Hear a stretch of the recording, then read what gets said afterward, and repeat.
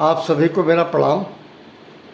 आज वेडनेसडे है, बुधवार है, 4 सितंबर 2024। आपके सम्मुख एक ऑब्जर्वेशन रखना चाह रहा हूँ। उससे संबंधित दो बातें कहना चाहूँगा।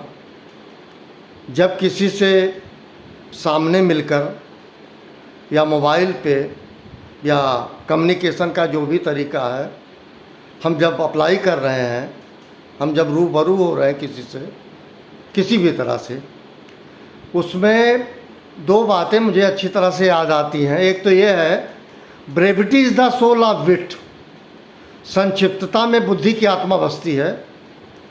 दूसरा, प्रोफेसर्स जो बोलते हैं, प्रोफेसर्स स्पीक सेल्डम, माने जो बोलते हैं, प्रोफेसर्स का जो मीनिंग है वो ये है कि जो लोग पढ़े लिखे बुद्धिजीवी काफ़ी जीनियस होते हैं, वो शायद बोलने के पहले ये तय कर लेते हैं when and where it is required to say anything. इसका मतलब ये है कि वो जो भी बात करते हैं सार्थक बात करते हैं, और ये सच है, जब ज़्यादा बात होती है तो निरर्थक बात होगी।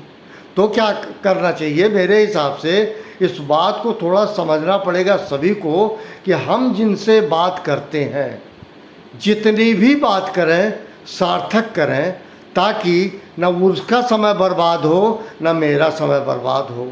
इससे बचा जाना चाहिए। दूसरे, अभिव्यक्ति की संजीदगी तभी तक है जब तर्क युक्त और तर्क संगत है।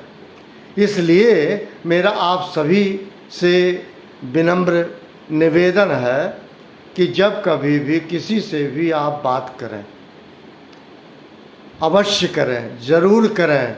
संवाद करना चाहिए, लेकिन संवाद की सार्थकता प्रमाणित होनी चाहिए। होता क्या है, मैं उदाहरण स्वरूप बता रहा हूँ। जब आप मोबाइल उठाते हो, कहीं मिलाते हो तो कहते हो मम्मी ठीक है, पापा ठीक है, भैया ठीक है, फलाने ठीक है, फिर कहते हैं और क्या हाल है, और क्या हाल है। एक बात को करीब 30 से 35 बार आप रिपीट करते हैं। अगर उसकी काउंटिंग करें या रिकॉर्डिंग करके आप खुद सुने तो आपको लगेगा एक ही बात को मैंने कितनी बार दोहराई है। इससे क्या होगा, जब किसी आदत अगर आपका स्वभाव व्यवहार यही है, तब जब कभी भी कहीं भी आप सार्थक भी बात करना चाहोगे तो वो नहीं समझ में आएगा। ठीक उसी प्रकार से जैसे आप 100 झूठ बोलते हैं और कोई एक सच भी हो तो यही कहेंगे ये झूठ बोलता है। इसी प्रकार से अगर आप हमेशा आँखों से आंसू बहाते हैं तो ये तय कर लेगा ये इनका ड्रामा है।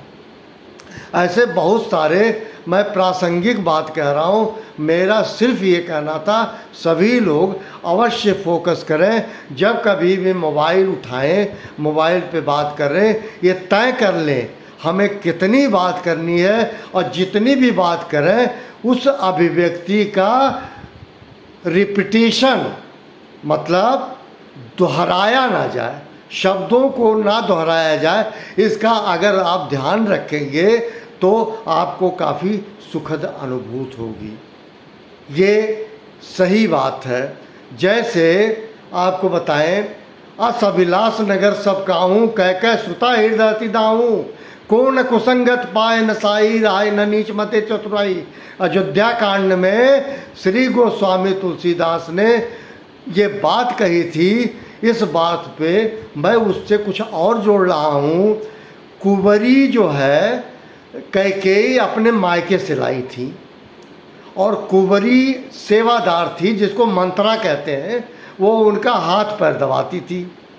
अब क्या होता था, मंत्रा क्या करती थी, जब हाथ पैर दबाती थी तो उसमें कुछ बिला वजह बात करती थी जिसका कोई मीनिंग नहीं था, और वो प्रोवोक करती थी, एक तरीके से उकसाती थी कैकेयी को कि ये घर ये कैसे बर्बाद हो, रघुनंदन कैसे ख़त्म हो, रघुनंदन का पूरा परिवार कैसे ख़त्म हो। ये डिस्ट्रक्टिव अप्रोच था मंथरा का हमेशा, जबकि वो कैकेयी के साथ आई थी, कैकेयी के मायके से। वो उससे मैं कुछ और जोड़ना चाह रहा हूँ कि कैकेयी सुता, कैकेयी की छाती जल रही थी, जब मंत्रा कोई बात कह रही तो कैकेयी की छाती जल रही है। मैं कहता हूँ जब कोई सेवादार है उसका काम है हाथ पैर दबाना, हाथ पैर दबाए, अनावश्यक बातों से बचे।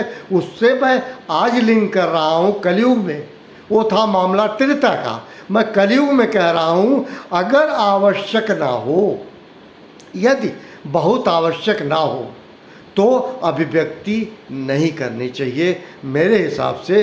इससे आपका, मैं कल भी कहा था, आत्मसम्मान बना रहेगा, स्वाभिमान बना रहेगा। इन्हीं शब्दों के साथ आप सभी को मेरा प्रणाम।